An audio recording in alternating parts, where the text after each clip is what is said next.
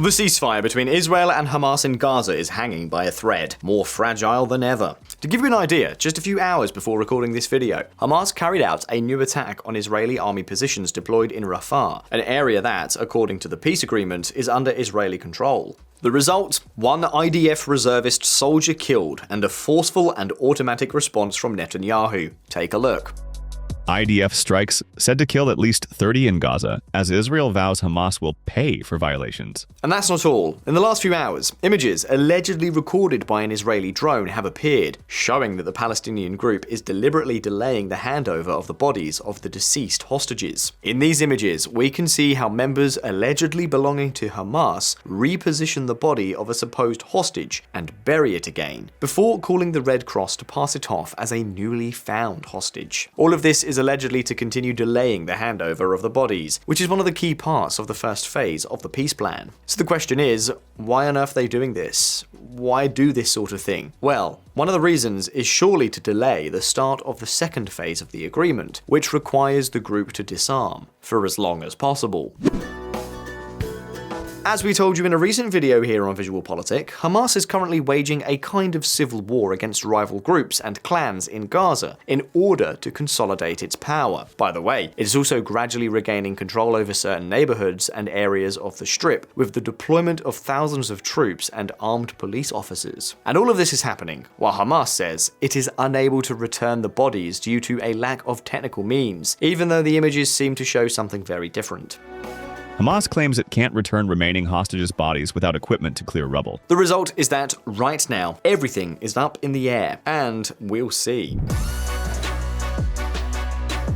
The agreement has entered a phase in which almost everything depends on whether it's possible to create, once and for all, and as soon as possible, both the International Stabilization Force to be deployed in Gaza and the peace board that is supposed to govern this territory. But truthfully, for now, progress is very slow, and the feeling that everything is being made up on the fly is almost universal. Above all, because it's not at all clear, as we've also told you in previous videos, that the Muslim countries that are supposed to form this stabilization force are really willing to get involved in this hornet's nest. And if they do, it remains to be seen how they'll actually do it. Basically because fulfilling the assigned task will sooner or later force them to confront Hamas and its clear aspiration to gradually regain control of the Strip. This is something that now even the major US media outlets are already warning about. Nations hesitate to send troops to Gaza, fearing clashes with Hamas. The Trump peace plan calls for an international security force in the Gaza Strip, but countries that might send troops are wary of danger, an unclear mission, and being seen as occupiers. And this is going to be the key to everything. Either peace or a return to war. Without a stabilization force and an alternative government in Gaza, Israel will have no choice but to try to finish the job on its own. You know, by force. This is no secret. Netanyahu has made it very clear. He probably doesn't want that scenario at all, but he may not have much choice. VisualPolitik community, many things are being said about Gaza that in no way reflect what is happening, or what may happen. That's why we're going to take a stand in this video. We're going to explain why this step's being taken in the Middle East may be completely useless. And most importantly, we're going to show you what could be the only real way out to end this damn war once and for all. So what is wrong with Trump's peace agreement? Is there really a way to end the conflict once and for all? Well, we'll analyze all that in detail. So let's get started. Afghanistan déjà vu.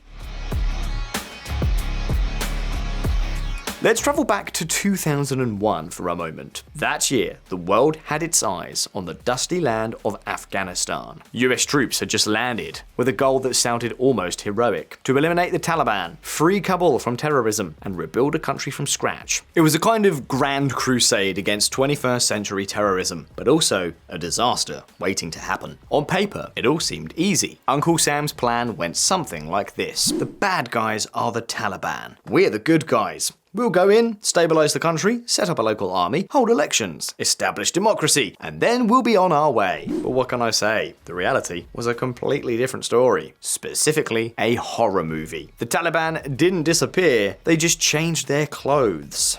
for a while. Afghanistan was not a country, but a collection of mountains, tribes, massive corruption, and resentment. What was supposed to be a quick operation turned into a nightmare that lasted more than 20 years. At the height of the conflict, NATO deployed some 130,000 soldiers from 50 different countries. It was a place where no one wanted to be, where no one understood anything, and where almost no one spoke the local language. The international troops were like armed ghosts, patrolling a world they clearly did not belong to. Orders came from Brussels or Washington, but shots came from every hill. And every time a soldier fell, the question was always the same: what the hell were we still doing there? Meanwhile, in an attempt to change things, the Afghan National Defense and Security Forces were created, a local army with new uniforms, helicopters, and luxurious Western training, but without soul, guarantees, confidence, or real authority. Because of course, what motivation can you have if you earn a pittance, your commander changes every 3 months, and your instructors don't even know how to pronounce your name? Many Afghans enlisted just for the meager salary they received. But when the United States left and effectively handed over total power to the Taliban in 2021, everything fell apart in a matter of days. The Afghan army disappeared faster than Wi-Fi in a cheap hotel.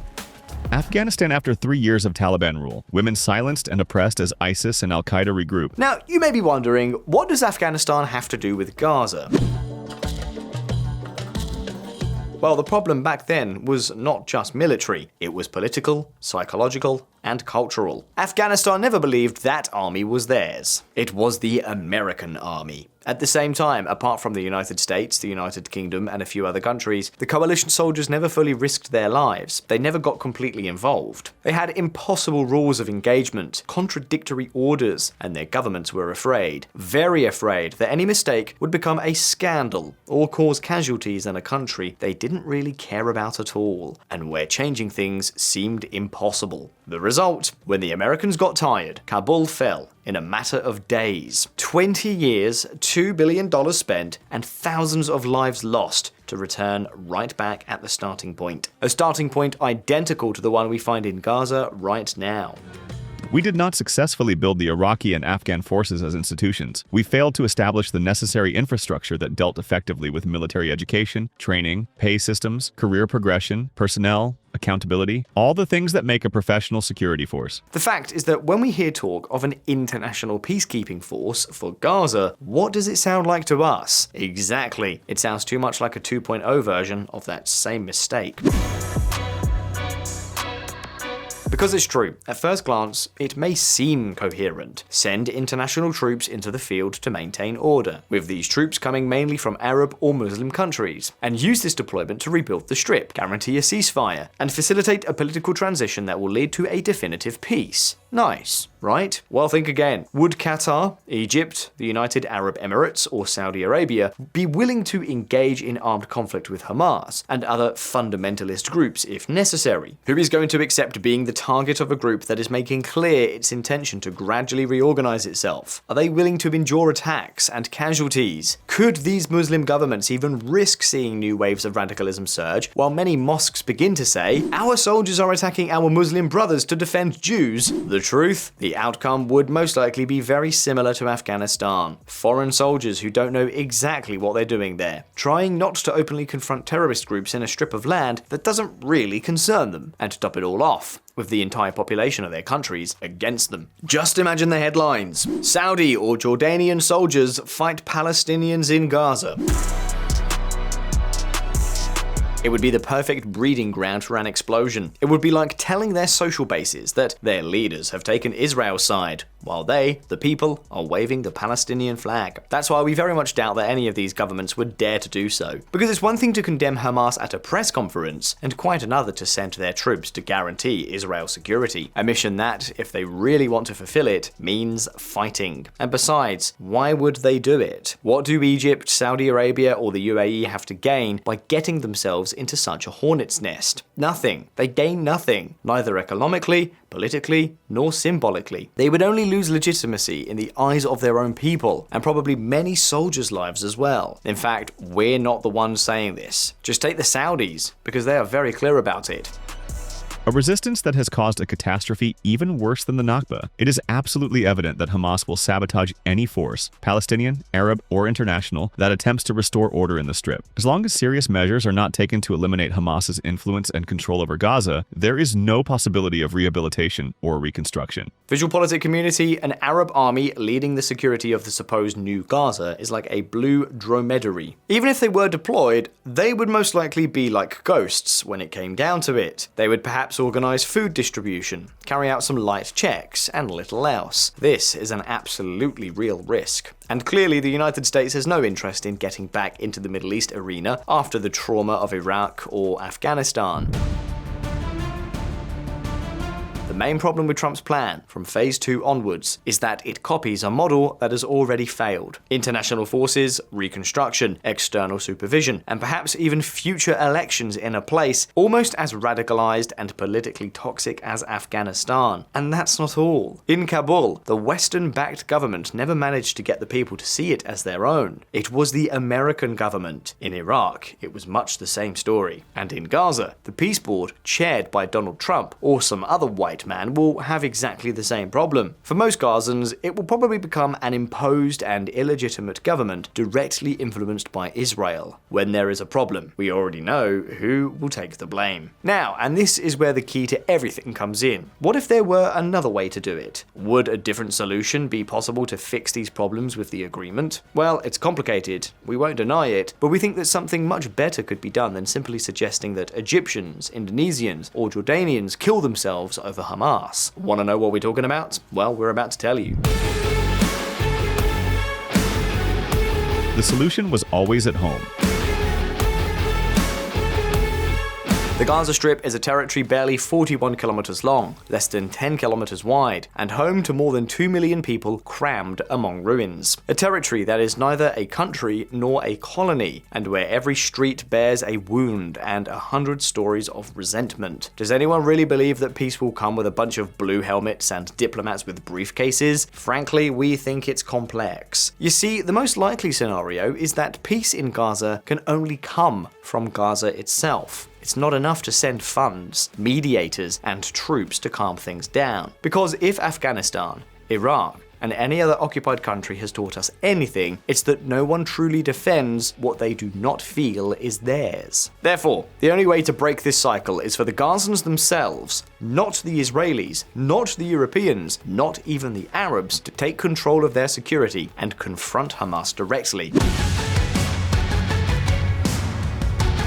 Let me explain. We would be talking about creating, training, and supporting a Palestinian police and security force that could even be backed by the Palestinian National Authority that governs the West Bank. This local security force would have much more legitimacy because it would be made up of Palestinians themselves, and even Gazans from some of the more moderate dissident groups who do not want Hamas to regain control under any circumstances. In this way, with the creation of a Palestinian security force for Gaza, they would be responsible for keeping Hamas's attempts to regain control at bay, and they could do so with external support. In other words, the foreign peacekeeping forces envisaged in Trump's plan would no longer be engaged in fighting Hamas, but rather in providing support, training, and occasional cover to this new local Palestinian force. Furthermore, for the countries that would form part of the international forces, it would be much easier to justify to their own people for 3 reasons. First, the idea that they are serving the interests of Netanyahu and Trump would no longer be conveyed, but rather that they are supporting a Palestinian force committed to security and peace in Gaza. In the eyes of their citizens, it would be much more legitimate for their governments to support a Palestinian entity than simply a Western-led peace board. Second, there would no longer be as much risk of direct confrontation with Hamas and guerrilla warfare. That role would remain in the hands of the Palestinian Security Force, greatly reducing the risks for soldiers from allied countries. And third, this force could be sold as the real seed of a future independent state. For the war in Gaza to end, there must be a force that confronts Hamas and any other fundamentalist group head-on. But that force must be local, Palestinian, motivated by the cause, and fighting for control of a territory they consider their own. And to achieve this, there's no one better than the Palestinians themselves, who want a future with a functional state of their own, and not a terrorist state like the one Hamas has been offering in Gaza for 2 decades. Now, as I said before, something like this has already been tried in Afghanistan with the National Defense and Security Forces, and that's why we must learn from what went wrong. In Gaza, the approach must be the exact opposite of the one taken in Afghanistan. It's not a question of creating a local force to protect an authority with external interests. It's a question of creating a local force capable of liberating its own people. That must be the narrative. A police and paramilitary structure that answers not to Tel Aviv or Washington, but to the Palestinians, that the Gazans themselves are able to see it this way and identify with it. Even so, that doesn't mean that the international community should wash its hands of the matter. On the one hand, this new Palestinian force would have to be very well funded and isolated from fundamentalist sentiments. The recruitment processes would have to be very robust. Its members would have to receive good salaries, a place to live, ongoing training, the idea that they're really working to build their own state, and even visas so that in the future, if they wanted to, they could move to another Arab country. And they would need clear backing from future international forces deployed in the region, which would have to provide them with support, cover, intelligence, training, and technical assistance. The United States and the European Union could finance police training centers, secure communication systems, and intelligence sharing programs. Israel, for its part, has the technological means to detect networks, tunnels, weapons, and explosives. This information would have to be shared with the new Gazan forces and not used as a unilateral weapon. The same would apply to the international support forces. Incidentally, one advantage is that no one in the Arab world would be scandalized if Gazans or Palestinians in general fought against other radical Gazans. This is perhaps what is missing from the plan that has been put on the table, and what may ultimately doom it. Instead of having the Palestinians wait for outside help, they should be responsible for rebuilding stability with their own hands. Nevertheless, 2 things are also necessary for all this to happen. Gazans must have guarantees, and Israel must be willing to compromise on something like this. Hamas can't rebuild Gaza. For Trump's plan to work, Palestinians must be given hope. President Trump's Gaza peace plan has a far greater chance of success if Palestinians believe it will provide the essential services, security, and credible political future they urgently require. No Gazan is going to risk their life confronting Hamas if they know that, when it's all over, they'll be left alone, stigmatized and condemned. That's why any serious plan needs guarantees, both personal and familial. If you stand up to Hamas, the world must give you something in return. Protection, money, opportunities, even the option to leave Gaza if necessary. There should be a clear message. You are not alone if you fight to eradicate the scourge of Hamas. Because as long as fear outweighs hope, Hamas will continue to rule. And fear can only be broken with real guarantees, not empty promises from politicians who will never even set foot in the Strip. Now, there is one last crucial point, one that neither Trump nor Netanyahu will like, and that is that the authority that governs Gaza after Hamas must come from Gaza itself. Because every time someone from outside tries to impose a government, it ends badly. Therefore, if we want to build something functional, we must start from within. We must identify moderate local leaders who do not carry the baggage of the past, neither the corruption of the Palestinian Authority nor the extremism of Hamas. And that is where countries such as the United Arab Emirates and Saudi Arabia could play a key role, not as leaders, but as supporters. Supporting, financing, and even promoting Palestinian Arab movements that make Gaza a truly Arab project may be the only way out. But what about Hamas? Because let's face it, we know that Hamas is not going to disappear overnight. It still has weapons, it still has money, and it still has a narrative that appeals to many in the Strip. Precisely for this reason, the new security force cannot be naive. It must be able to prevent Hamas from infiltrating it from within. The question is, how? Well, it's true that it's much easier said than done, but it could be done with a kind of mix system, filtering and reintegration. Those who surrender and cooperate are offered a civilian exit, work, housing, and a future. Those who insist on violence will be confronted firmly and with international support. No half measures, because if one thing is clear in the Middle East, it's that half measures do not work, neither for good nor for bad. And clearly, Israel must be convinced that it is in its best interest for Gaza to have a real security force that directly confronts fundamentalism and puts an end to any threat once and for all. Does all this sound ambitious? Yes, it does. Does it sound difficult? Yes, very. But it may be the only way to prevent the collapse of the peace plan and to reposition Hamas as a kind of resistance force against foreign occupiers. That is precisely the narrative they will surely try to exploit to regain legitimacy and gain power and support. Don't doubt it for a second. Of course, this solution is not without obstacles. The first, Israel. Can anyone really imagine Netanyahu accepting a strengthened Palestinian Authority with international support that could overshadow them? As things stand today, it's hard to believe. Israel needs to delegate. Hamas needs to lose real power. Arab countries need to support the process. Gazans need to trust their new authority, and infrastructure and basic services need to recover quickly. If even one piece fails, the wheel will turn again, and the script for another war will return, not that of lasting peace. If Gaza achieves its own security force and a legitimate authority with Arab backing, there may be an opportunity. It would certainly not be a perfect solution, but it would be realistic, and if the world has the courage to commit to it, perhaps, just perhaps, this will be the first war in Gaza that truly ends. Of course, this possibility is not yet on the table. For now, the priority is the deployment of international troops. Of course, it remains to be seen if they ultimately arrive and with what mission. But of course, that is something only time will tell. For now, let me ask you a couple of questions. Do you think a Palestinian security force for Gaza, supported and monitored by Arab allies, could be the key to a solution for the situation in Gaza? Do you think Trump's peace plan, as it stands now, can have a stable long-term future? Well, leave your opinions below in the comments, and let's launch the debate. But first, if you like this video, give it a like and subscribe to VisualPolitik if you haven't already. As always, thank you very much for being there. All the best. I'll see you next time.